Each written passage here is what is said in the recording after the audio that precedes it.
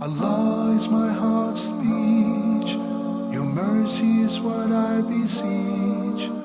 Keep in my heart your remembrance, and in your deen allow me to advance. Help me in my quest. Permit me to pass the ultimate test.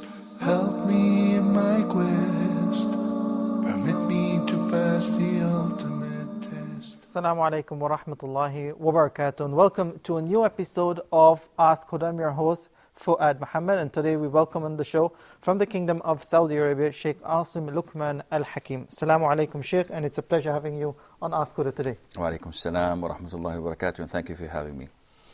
Okay, just a quick reminder to the viewers, we will not be taking any telephone calls today, and because the program is all dedicated towards answering your emails, so you can keep sending those emails at us, that's ask@huda.tv.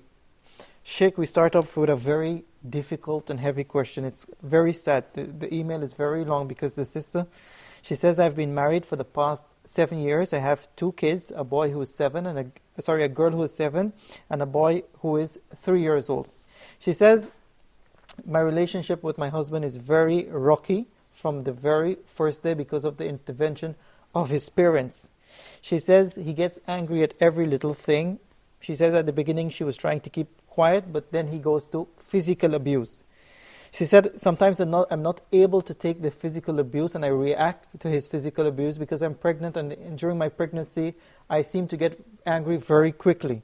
She says, but when I react to his physical abuse, he blames me. He even used statements like, you eat my food and you react to and you abuse me.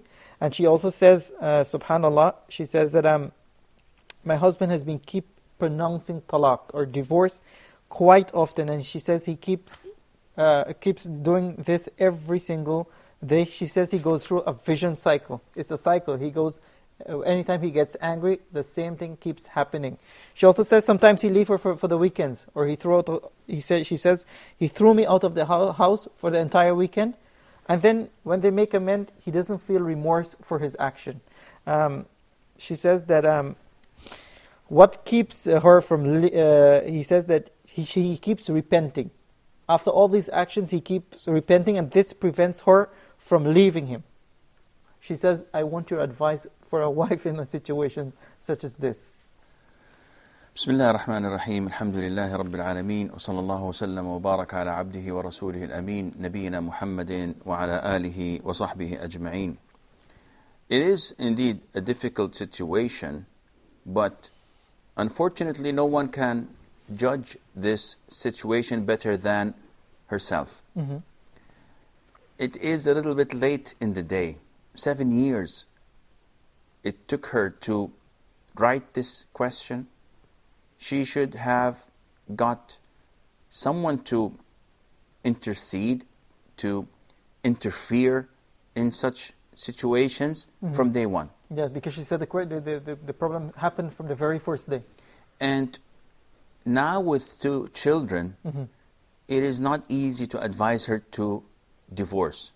But at the same time, with such an abusive husband, it's not easy to advise her to stay with him. So it's a complex situation. It's very complicated. And it is not easy to give a fatwa, because she is not asking for a fatwa. She's asking for consultation. My advice to her is to get someone who would give them both proper Islamic consultation, or counseling, that is, marriage counseling. Because it so appears that the husband is accepting this notion. He is repenting, though he's not showing much remorse, but he feels that he has done something wrong. And his repentance is good for him with his Lord, but it is not good for you with him. So you have to get a proper marriage counselor, a Muslim who has knowledge of Islam, so that he would, cross the T's and dot the I's, as they say, and tell everyone what he has to do, and tell everyone about his mistakes. Having said that, it is also a difficult problem when you have the family interfering. The in-laws should always stay away unless it is a serious issue that they have to intervene. And it should be from both families, not Yes. from one family. But if the husband is a baby-like, every time anything happens, goes to his father and mother and complains and whines about it, this marriage is doomed to failure, because the man is unable to be a man. And it's not part of being a man to abuse your wife or to hit your wife or to beat your wife. And apparently, if I understood the question correctly, when she retaliates, she beats him. And that is why he gets scared and says, you eat my food and then you abuse me. What do you want her to do? Just watch you making her a punching bag and working out? This is not realistic. If you abuse someone, he has to abuse you back. And this is not healthy for any marriage. This is not healthy for any relationship. Therefore, I would advise her to get the proper marriage counseling between him and her. And I also advise her to make a review of her life. What are the wrong things she's been doing all of these years? Because definitely, as they say, it takes two to tango. Tango is haram in Islam, but it's the saying. It takes two to make such a problem. It's not always him. Definitely, she has a great portion of the blame. So she has to review her life. What are the things that I've been doing wrong? What are the things that are provoking my husband's anger? Can I say it in a different way? Couldn't I wait until he comes and sits and relax? Or should I fire up in his face the minute he walks from the door or through the door? A lot of the husbands work 9 hours or 10 hours trying to put bread on the, and food on the table. And the minute they come home, they are, wasted. They're completely exhausted. And the first thing they are met with this nagging, bossing, wife shouting at them, definitely problems would take place. Therefore, she has to make a thorough review of her life. But if she is met with a dead end, the husband is not willing to correct himself, no one is able to give them the proper marriage counseling, and she cannot take this no longer, then separation might be the last cure. Okay, we have another sad question here from Sister Sadia. She says, my sister left home and got married to a Shia man without the consent of our father and mother. What should we do? Should we accept the marriage at the risk of corrupting our deen and akhirah, or should we leave her? Please help and pray for the akhirah and dunya of my parents and the rest of my family. Well, first of all, the marriage is not valid. She is not considered to be married to him if her father did not accept this. The Prophet said, alayhi salatu wasalam, said that there is no marriage, meaning that there is no marriage valid without the consent and approval of the guardian, who is the father, and the presence of two witnesses. Therefore, this sister's marriage is void. It's not correct. She is living in haram. And no matter how they sugarcoat it, it is zina. And she has to correct this. Second of all, it's their relationship with their sister. I would not advise them to get her back as she is married to this man in haram and to allow him to enter the house. Definitely, this is not something to tolerate or to be tolerant with. This is a major sin that she's committing. And as long as she chose this life of hers, then she should bear the consequences. We would not advise the family to take her in, as she is still living with this Shia man, and would probably affect her mind and brainwash her, and probably would try to influence the others in the family. Therefore, as long as she is still content and satisfied with her life, and she's not willing to change it to the better, I don't see any room or reason for them to get closer to her. Okay, I have a question here from Brother Muhammad Abdul Azim from India. He says, a Muslim person who owns a function hall, He rents it to both Muslims and non-Muslims who do marriages. He says, is it okay for him to rent it on these occasions? He says it's especially for the non-Muslims and Muslims who don't have their marriage according to the Sunnah. They have music and alcohol. Or does he have to change his business? I would advise him to change his business. Because even for the Muslims, unfortunately, the majority of Muslims are Muslims by name. So their marriages would probably be mixed marriages. They would include music, and maybe they would bring a band, or maybe they would bring a belly dancer to dance for them. And all of these things are haram. I'm not talking about non-Muslims. Non-Muslims would probably bring their cows to worship, and maybe statues and their rabbis or their priests to do their hymns and their songs and to bless their gatherings in worshipping others than Allah. And as an owner of such a hall, you're responsible to what happens in it if you know. Now, you know that they're going to do these things. Therefore, you're better off either changing it into a restaurant or selling it altogether and changing your business. Okay, we have a question here from Hisham. He says, I'm a teenage Muslim living in Qatar, and I like asking questions about the religion because it helps me to become a better Muslim. He says, I'm able to make strong arguments when it comes to religion, and it makes me feel very good in what I believe in. He says, but there's one question I've been asking it for many years and have not seemed to have a clear answer. And he says, my question is, if Allah the Almighty, the creator of everything, and if He has no parent or anything like that, then how did He come into existence? The only answer I can think of is that He created time Himself, and therefore the concept of time does not apply to Him. But I'm not sure that it seems too big for a human to understand. He's asking about how did Allah create time? No, he's asking, he said that if Allah doesn't have any parents or nothing like that, how did He come into existence? He said he understands Allah's coming into existence by that Allah created time, and time itself does not apply to Allah. But he said it's very difficult for us to comprehend. The question is quite confusing. See, Allah Azza wa Jal is next to none, is similar to nothing. And the concept of who created Allah is not valid, because if He's created, then He is not the creator. So Allah Azza wa Jal does not beget and is not begotten. And He is not created. He is the creator.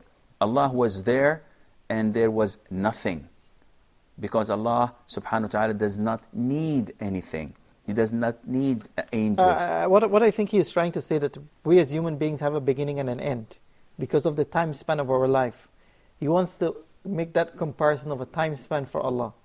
How does a person understand this? Well, I think this is hypothetical and a question that does not add any value to you. It is beyond your comprehension and mind. And therefore there is no reason to allow Satan to slowly draw you to his field and to his playground. We should always think of Allah Azza wa Jal as next to nothing. Yes. And that Allah subhanahu wa ta'ala is similar to nothing, and nothing is close to Him. But to think of time and that Allah Azza wa Jal, where was Allah subhanahu wa ta'ala? Allah was the first, as in verse 3 Surah Al-Hadid. Huwa al-awwal, He is the first. And He did not have a beginning subhanahu wa ta'ala. Because He is the creator of all things. And the concept of time does not apply to Allah Azza wa Jal. Because there isn't anything such as time to Allah subhanahu wa ta'ala. Time is relative to us. How to give it a form or an understanding, this goes beyond our comprehension, and we're not going to be asked, and I tell the brother, you are not going to be asked on the Day of Judgment about this. Allah will not ask you about the concept of time versus Allah the Almighty. So focus on the things that adds value, that benefits you, benefits the Muslims, and that would draw you closer to Allah. Okay, he says, we have a question here from Sister Amina, and she says, am I allowed to work as a caregiver in a nursing home by serving both males and females. I think it's an old people home she's working in as a nurse. Mhm. She wants to know if she can serve both males and females in the home. It is like the occupation of a nurse.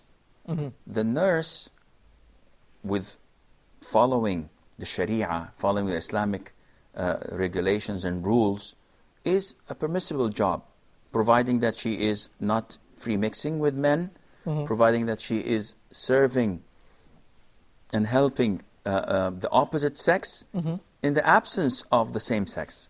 Meaning that if there's a male nurse, she is not allowed to serve a male Mm-hmm. patient.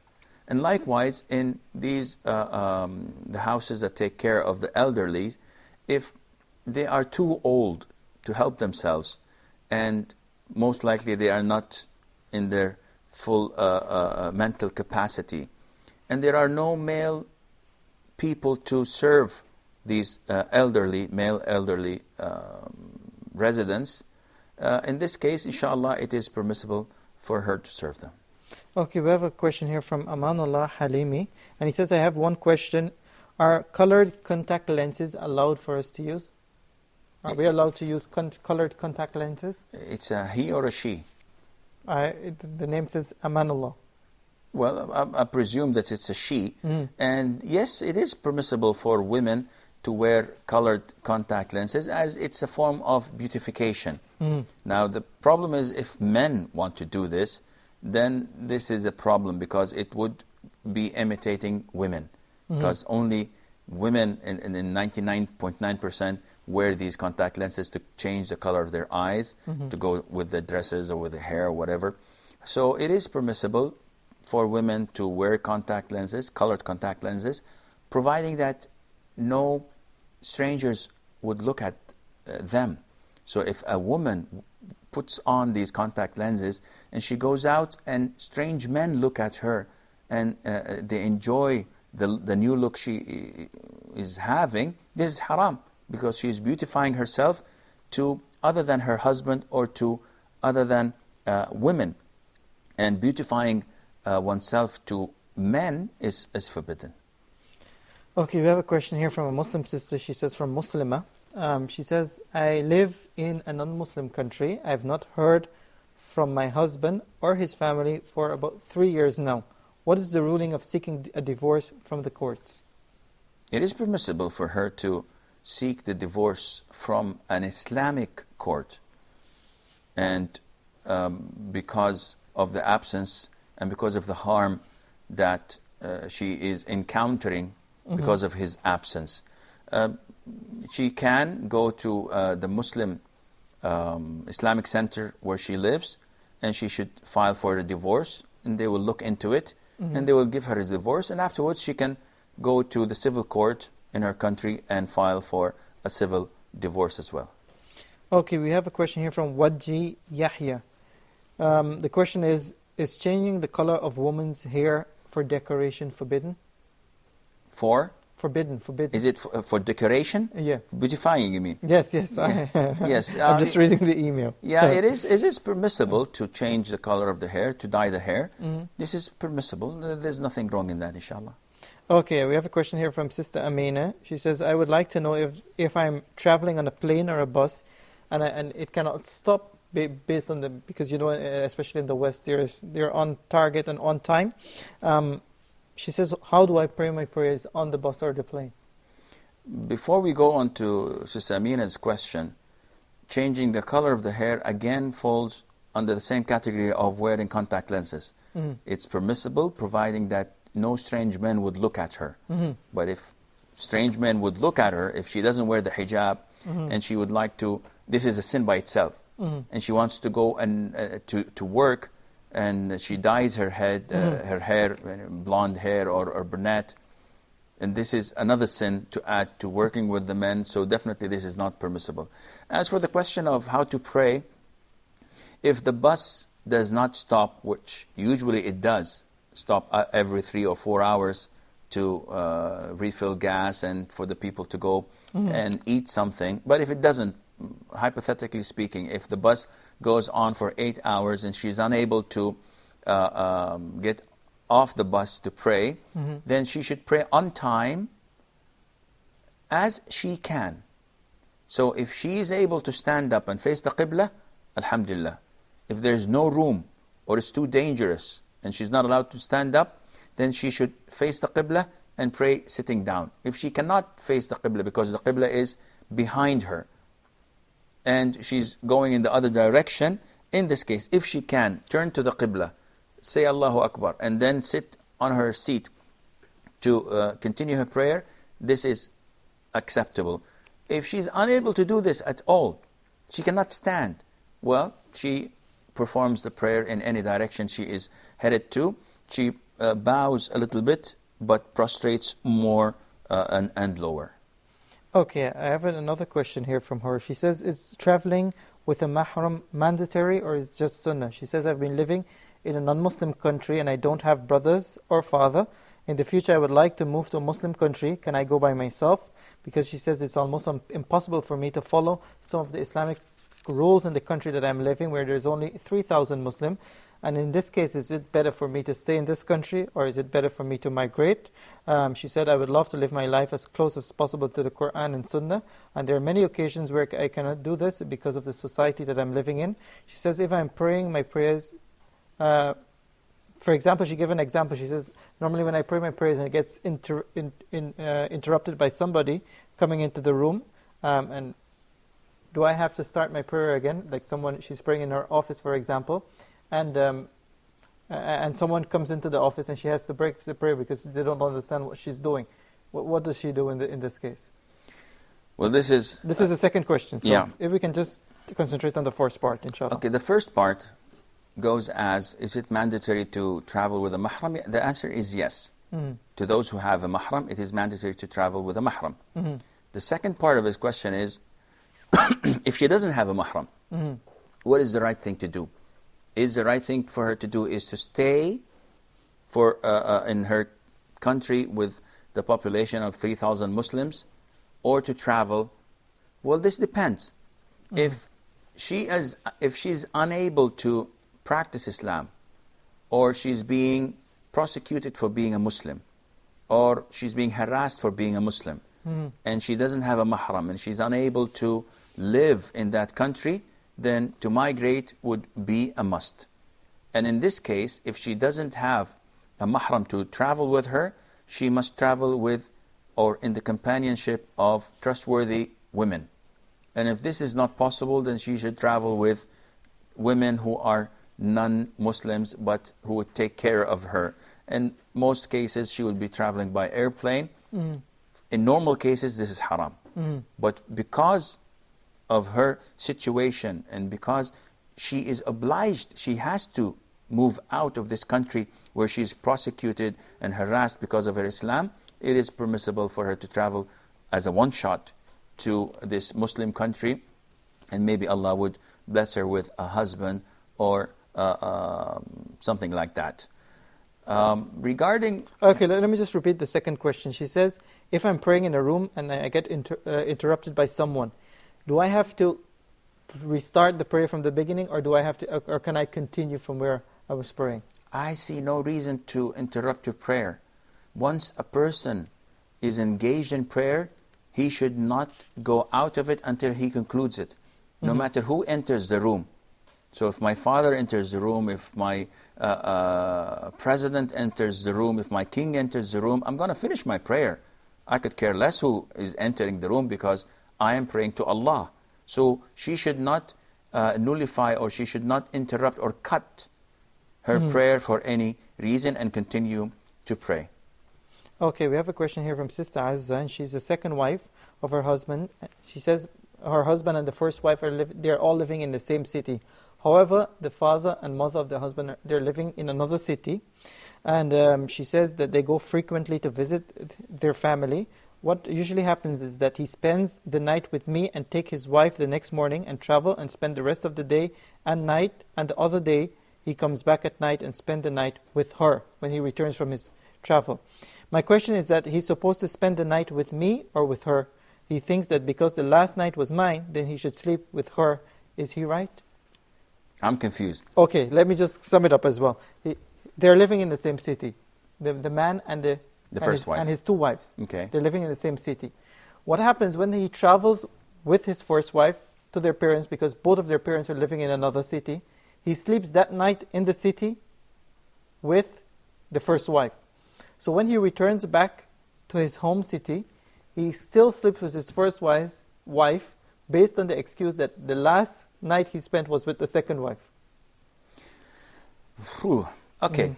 If I understand the question, it appears that the husband is mixing up something, which is, whenever I'm traveling, this is out of exactly. of The being shared fair. nights, yes. But this is wrong. If he is traveling for the welfare of one of the wives, this is considered to be credit for the second wife.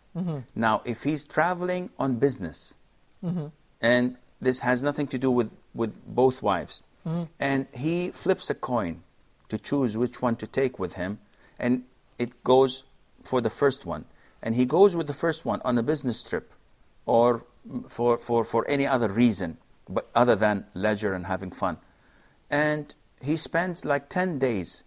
Once he goes back, he doesn't have to spend another 10 days with the second wife, because this was a legitimate travel, not for the sake of any of the wives. But if he travels with one of the wives for her sake, to take her to her family, for holidays or whatever, then he should compensate the second wife with the same exact number of nights. Okay. We have a question here from brother. We have a lot of emails remaining, but inshallah we'll take a short break here on Ask Huda, and we'll be back right after this. Assalamu alaikum wa rahmatullahi wa barakatuh.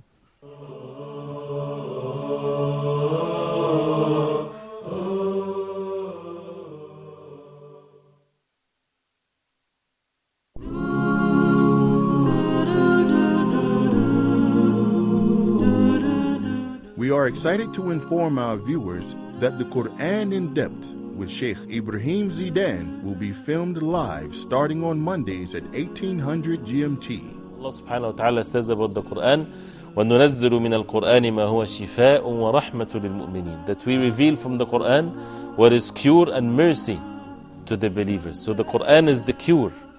Cure physically to the diseases physically in the body and in the heart. We were ordered to recite Surah Al-Fatiha in every time we stand in the Salah. Pillar of the Salah. We need to change our life according to what Allah subhanahu wa ta'ala wants from us, according to this book. As the Prophet sallallahu alayhi wasallam said, that the Quran is the thing between us and Allah subhanahu wa ta'ala. Whoever holds fast to it, he would never be led astray. We will take your calls and answer any questions you may have, as well as help you in your journey to understand the Quran properly. We hope you will join Huda TV and Sheikh Ibrahim Zidan every Monday from 1800 GMT until 1900 GMT for the Quran in Depth.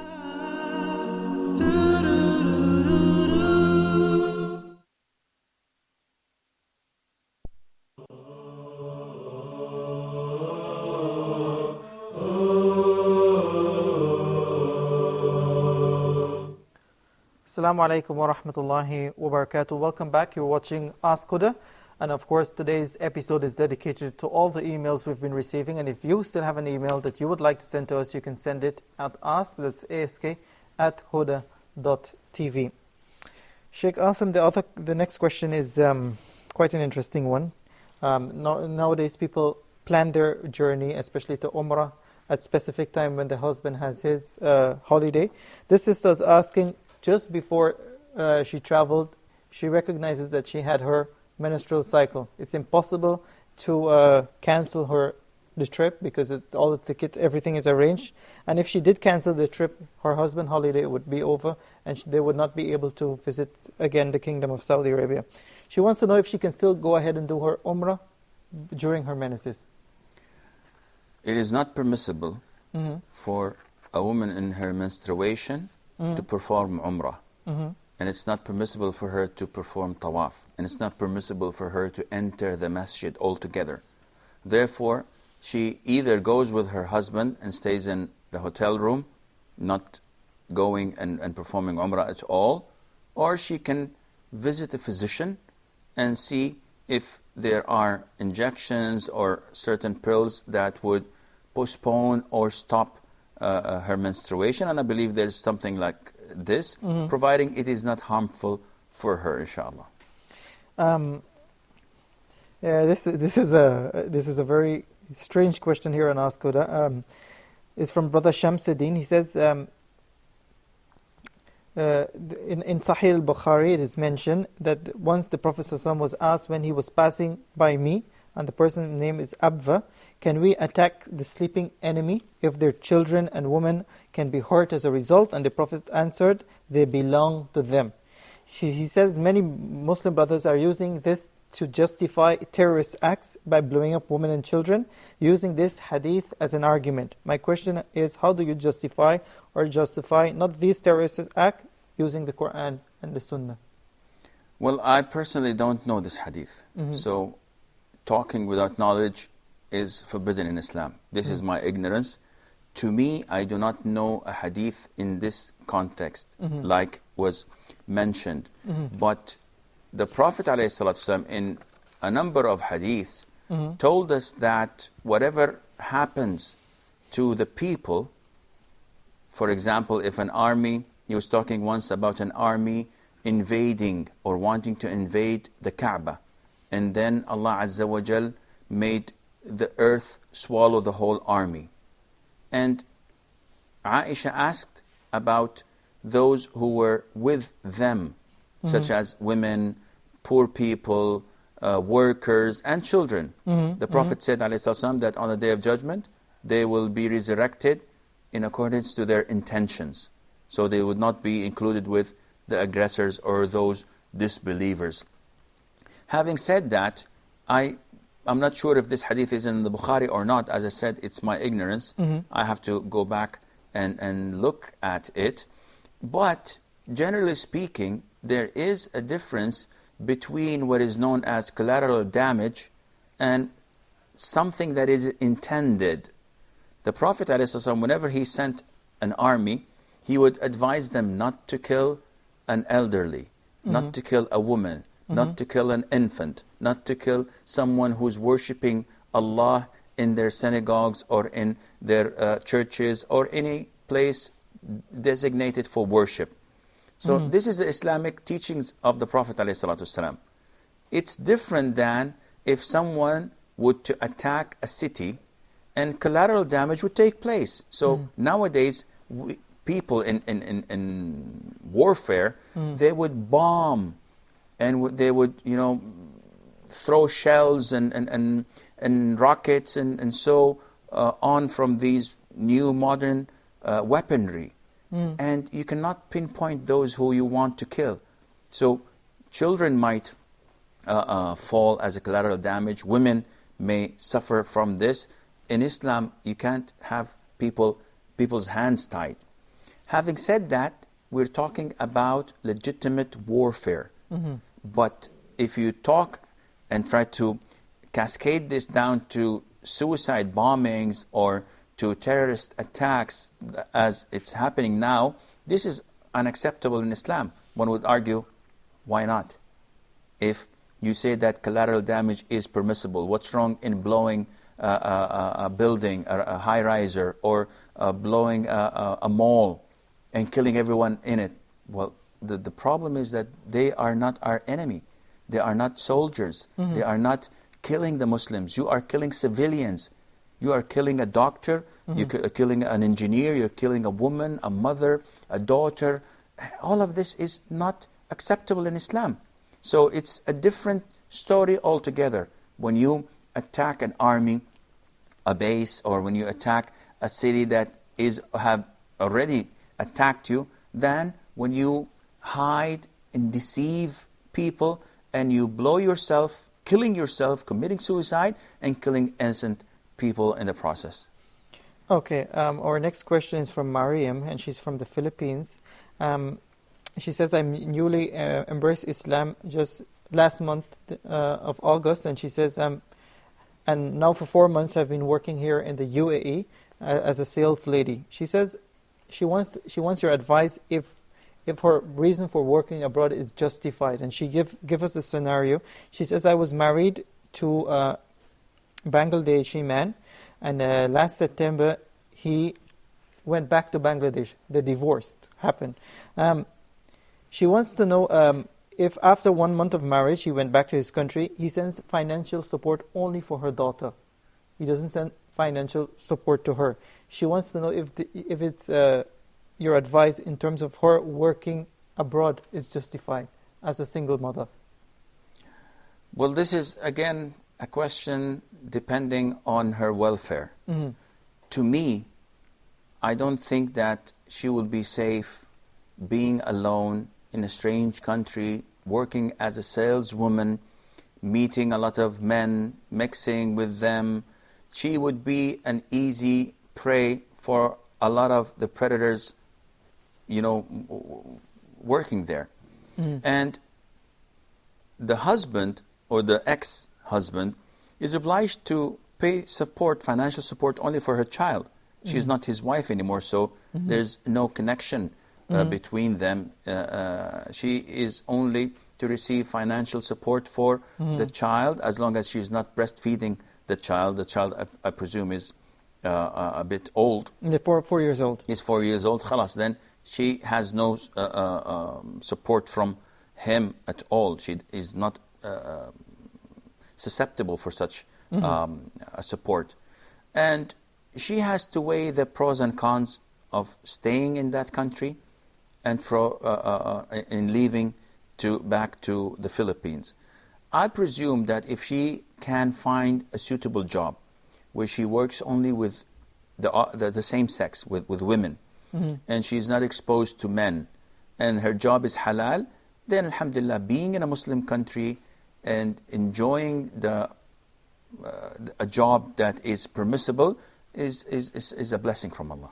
And she says, asking your advice as well, that for me, is it good for me as a Muslim that I work abroad and leave my daughter with my parents back home? It depends. If her parents are Muslim, which I doubt they are, because she embraced Islam like 4 or 5 months ago, so I believe that she comes from a Catholic family or a newborn, and her parents are still following the same religion. So taking her daughter to live with her grandparents who are Christian and who would probably take her to the Mass every Sunday and do their prayers before they're going to bed and celebrating Christmas and New Year's and Easter, definitely this is not something advisable. Okay, we have a question here from Brother Muhammad from Sierra Leone, and he says, I'm presently working in Iraq. The meat and chicken that we're eating, we don't know if it's slaughtered according to the rites of Islam. He says, because I'm working in a military base. So brothers, what are your advice? Thank you for your time. If the meat is coming from Iraq itself, it's halal. Mm-hmm. Because the majority of Iraqis are Muslim. Mm-hmm. So their meat is considered to be halal. My problem is that he's working in a military base. Mm-hmm. And he should not be concerned with the meat he's eating. He should be concerned with the salary he's taking. Mm-hmm. He's not allowed to work in such a military base because he would be considered taking allies with the enemies of Islam. Mm-hmm. Therefore, I suggest that he looks for another job. Okay, we have a question here from Brother Sayyid. He says, I want to know, can woman go to the masjid to pray the janazah prayer of her husband? It is forbidden in Islam to visit graveyards for women. Mm-hmm. But there is nothing wrong at all in performing funeral prayer or janazah prayer, as the women of the companions, may Allah be pleased with them all, offered the prayer, the janazah prayer, over the Prophet ﷺ when he died. Mm-hmm. And this is permissible, and it's part of the sunnah. Okay, we have another question here from Zana from Nigeria. It says, I need your advice to know how to promote Islam in my state among women in Nigeria. How do I promote Islam amongst women in Nigeria? She's a sister. And I believe that she is asking about promoting Islam to Muslims or to the non-Muslims. To non-Muslim. To non-Muslims, I think she's asking it based on the ability of how can a woman do da'wah to non-Muslim women. well, it's very easy. I believe that the best form of da'wah is your conduct, your behavior, your ethics, the way you treat others. So if every one of us was a practicing and real Muslim, in the sense that he only says the truth, he's modest, he's generous, he's brave, and he never lies or deceit, he never says bad words, and he's always honest and saying the truth, I believe this would have the greatest impact over anyone who comes in contact with this person. This is part one. Part two, if there are gatherings, if you go to the same school or university, if you have co-workers, if you have people who are your neighbors, you treat them as the Prophet ﷺ used to treat his neighbors, his co-workers, whoever he used to meet. Call them nicely, and you don't have to be direct. You don't have to go to a person, you see him for the first time, and you say, Christ did not die on the cross for you. This is a lie. This is a myth. And you start bombarding his religion. He'll not accept this. You can comment in any way you like. So many times people just chit-chat for 5-10 minutes, and if you're talking to someone, a third person in the same room, and you'd like to talk to him in a different language, you tell this non-Muslim, excuse me, I'm going to talk to him in Arabic because you don't know Arabic, but I have to take your permission first. And he says, yeah, it's okay, go ahead. And I said, this is what the Prophet told us, ﷺ, that we should not talk to each other when the third one is not listening or not understanding. So this is a form of da'wah. Now I gave the man a hadith.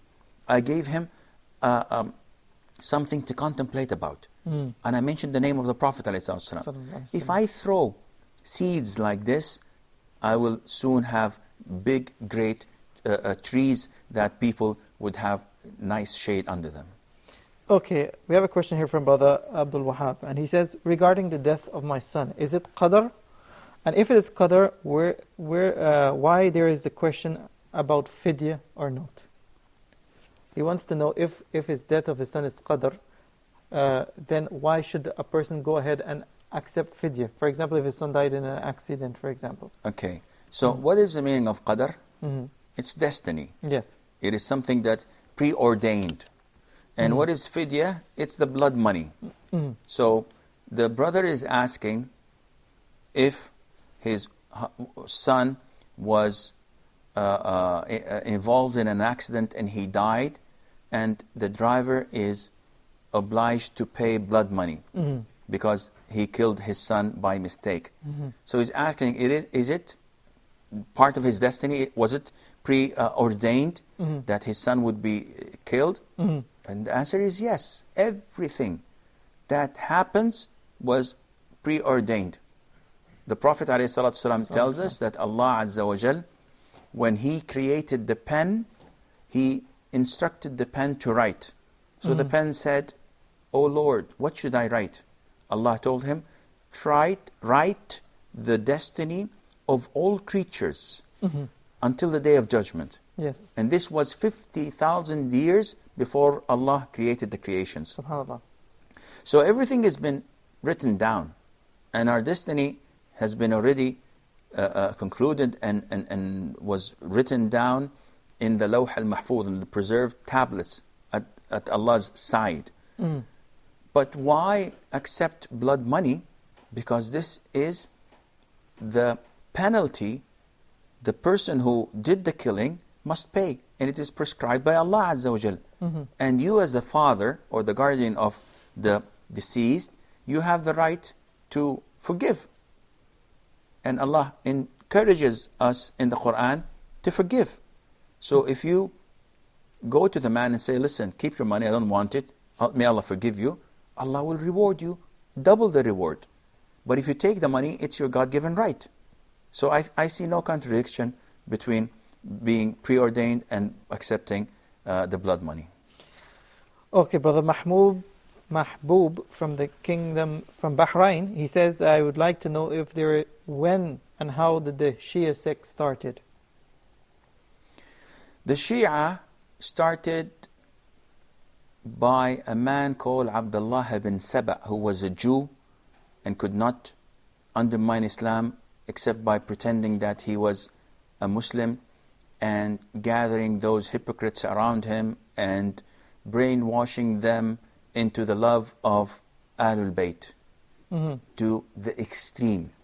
He went and tried to convince them that Ali was a god and that he's supposed to be worshipped.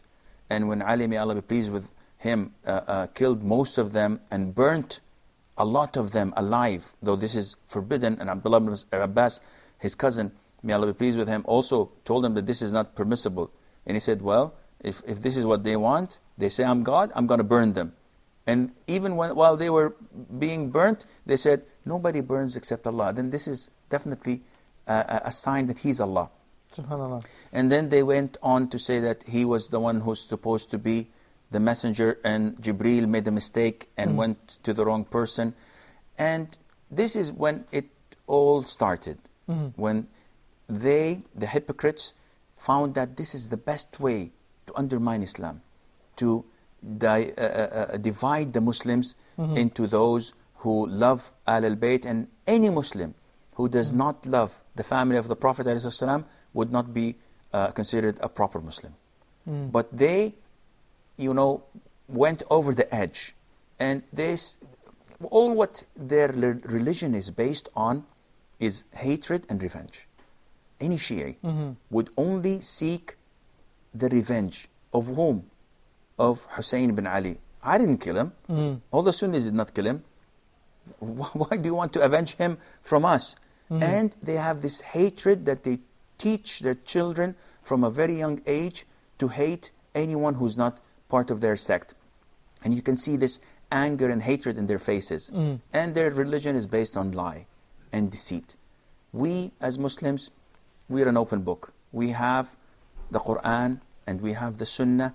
We follow it. We only follow the footsteps of the Prophet ﷺ. We respect all companions of the Prophet, and we respect greatly Ali ibn Abi Talib, may Allah be pleased with him. We love him, but we also respect Aisha, the wife of the Prophet ﷺ, whom the Shia considered to be a disbeliever, along with her father Abu Bakr, along with the companion of the Prophet Umar, Uthman, and the majority of scholars, of companions. Okay, quickly, if we can answer this question just before we close up the episode. It's from brother Farouk Ahmed. He says, the name of my son is Munzir Farouk Ashai, and my name is Farouk Ahmed Ashai. Someone told my wife to change the name of her son because it is heavy on his father's life and future. He says, I don't believe in these things, but please clarify to me, in the light of the Quran and the Sunnah, the meaning of my son's name. His son's name is Munzir Farouk Ashai. Munzir means a warner. And it's like a nadhir. So Munzir is a person who warns and has no effect, none whatsoever, on the father's life or the father's death. It is nonsense. Anyone, brothers and sisters, who come with such a claim must provide his evidence, otherwise throw his allegation in the dustbin, because it's baseless. I am not going to spend my time accepting anyone coming and saying, you have to do this, you have to do that, without proof. Our religion is very simple, but it is authentic. Okay, Jazakallah khair for your time here on Ask Huda. May Allah subhanahu wa ta'ala reward and preserve you, and may we continue to benefit from you, Shaykh Qasim. Jazakumullah khair. Okay, just before I leave you, a quick reminder of our emails. ask@huda.tv if you have any emails, and we would like you and all the Muslims here and our viewers to continue to support Ask Huda and all the programs on Huda TV. You can do this by writing that email to support@huda.tv. And don't forget to always visit our website, www.huda.tv. I leave you in the care of Allah, and assalamu alaikum wa rahmatullahi wa barakatuh. If my love is attached to thee, then from sins I will be free. Each time my heart will beat, your name will resound with heat. Allah is my heart's speech, your mercy is what I beseech. Keep in my heart your remembrance and in your deeds.